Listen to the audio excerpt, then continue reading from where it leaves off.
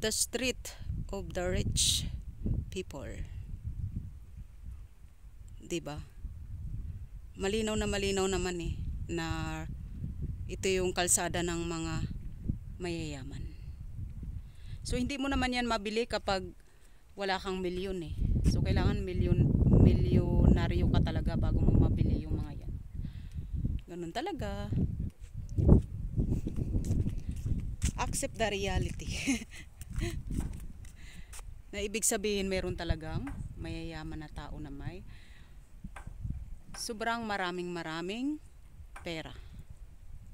So ayan. So lahat naman tayo guys nangangarap na maging mayaman. Pero siguro nga baka mabagal nga lang tayo magdasal kaya hindi natin na bibili ang mga ito. So kahit isa man lang dito mabili ko ng, sabihin na lang natin 2 years, mabili ko siya ng 2 years, tapos ibabalik ko na after 2 years. Masaya na ako.